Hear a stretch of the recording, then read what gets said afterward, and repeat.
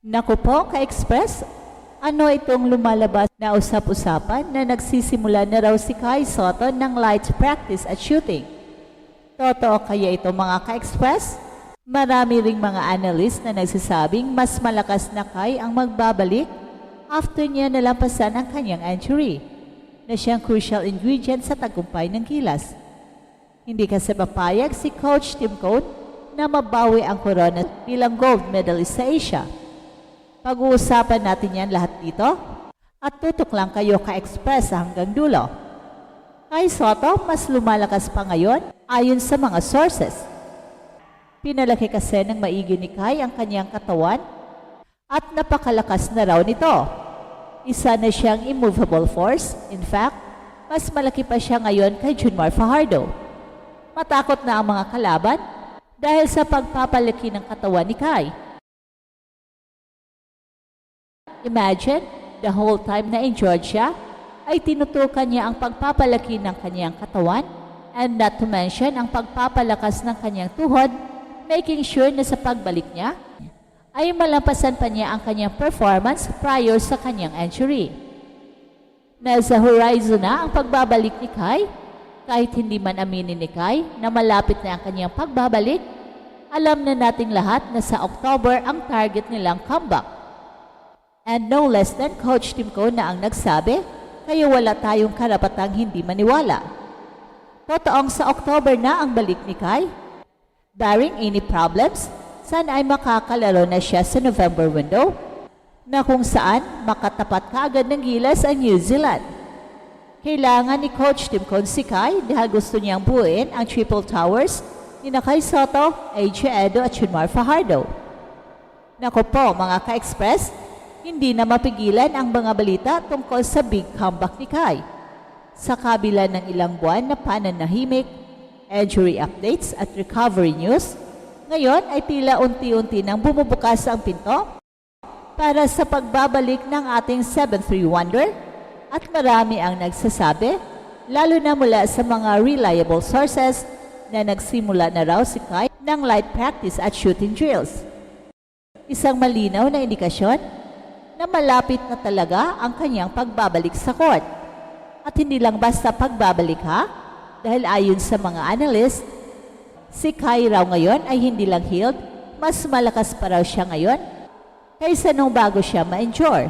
Sa ibang klaseng statement niyan kung totoo, dahil kung maalala natin, si Kai noon ay isa ng immovable presence sa loob, so kung mas malakas pa siya ngayon, aba, ibang usapan na to.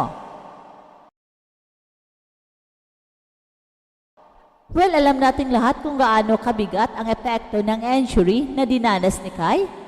Matagal siyang nawala sa competition, hindi nakapaglaro para sa Gilas sa mga critical na games, at nasayang din ang opportunity niya na ipakita ang kanyang galing sa FIBA World Cup. Pero imbes na malugmok, mas pinili niyang gumaling, hindi lang basta gumaling, kundi mag-transform. Pinili ni Kai na pagtuunan ng pansin ang kanyang katawan, lalo na ang pagpapalakas ng kanyang tuhod at lower body. Habang ang ibang player ay madalas nawawalan ng gana sa ganitong sitwasyon, si Kai ay sineryoso ang kanyang rehabilitation at conditioning. At ngayon, kitang-kita na raw ang resulta. Pinalaki niya ng husto ang kanyang katawan, pinatibay ang mga muscle groups na kailangan ng elite basketball, at ayon pa sa mga ulat, mas malaki na raw siya ngayon kay Junmar Fajardo. So isipin mo yan ka-express, si Junmar na tinaguri ang The Kraken, ngayon ay tila malalampasan na ng batang Kai Sotto. Sa mga basketball insiders at fans na matagal nang sumusubaybay sa development ni Kai, eto ang gustong-gusto nilang marinig. Kasi hindi lang physical build ang nabago, pati raw ang galaw niya ay mas fluid na, mas mabilis at mas confident. Bunga to ng matinding training at dedikasyon. At bawat araw na lumilipas sa injury rehab ay hindi na sayang.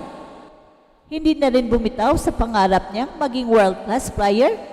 Isa sa mga goal ni Kai ay hindi lang ang maglaro ulit, kundi ang patunayan sa mundo at lalo na sa Asia na hindi pa tapos ang kanyang kwento. At sa pagbabalik niya, mas handa na siyang i-representa ang Pilipinas hindi lang sa pangalan kundi sa performance at leadership. At syempre ang tanong ng lahat, kailan siya babalik? Ayon mismo kay Coach Tim Cone, ang target nila ay October. Walang paligoy-ligoy, straight to the point. Kung walang aberya, kung tuloy-tuloy ang progress, makakalaro na si Kai sa November window ng FIBA Asia Qualifiers. Ang exciting pa rito, makakatapat ka agad ng Gilas ang New Zealand. Isang team na alam nating mahirap kalabanin, lalo na pagdating sa pisikalan at disiplina sa court. Pero kung si Kai, kasama sina AJ Edo at Chinmar Fajardo ay tatayo sa loob, ibang laban na yan. Yan ang pinaka-inaasam-asam na Triple Towers ng Pilipinas. Isang kombinasyon ng youth, veteran experience at international level, height and skill. Well, kung tutuusin, isa ito sa pinaka-importanteng peraso ng plano ni Coach Tim Cone para sa Gilas. Matagal na niyang binubuo ang blueprint kung paano mananatiling competitive ang Pilipinas sa Asia. At alam niyang hindi pwedeng mawala si Kai sa plano. Hindi dahil sa hype, kundi dahil sa actual impact. Sa defense pa lang, Kai can change shots, protect the rim and run the floor. Sa offense, kaya niyang mag-spread ng court, mag-post up at mag-create ng mismatches. So sa madaling salita, si Kai ang modern big man na kailangan ng Gilas kung gusto nating panatilihin ang ating korona sa Asia.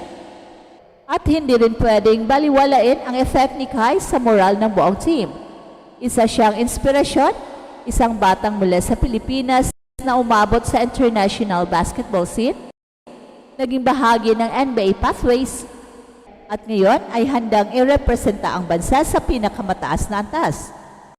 Kapag andyan si Kai, ibang klase ang kumpiyansa ng Gilas, hindi lang sa loob ng court kundi pati na rin sa sidelines, sa locker room at sa fans na nanonood. Ramdam ang excitement, ramdam ang inspirasyon, at ramdam ang puso ng bawat Pinoy na sumisigaw, Laban Pilipinas!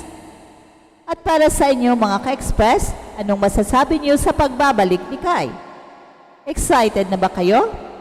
Sa tingin niyo ba magiging game changer talaga siya sa laban kontra New Zealand? At sa buong FIBA Asia campaign? I-comment niyo sa baba ang inyong mga opinion ka-express at huwag kalimutang i-like ang video na to kung proud kayong makita si Kai sa Gilas uniform ulit. At syempre, subscribe na sa Express Info kung saan bawat kwento kinulat ang mundo.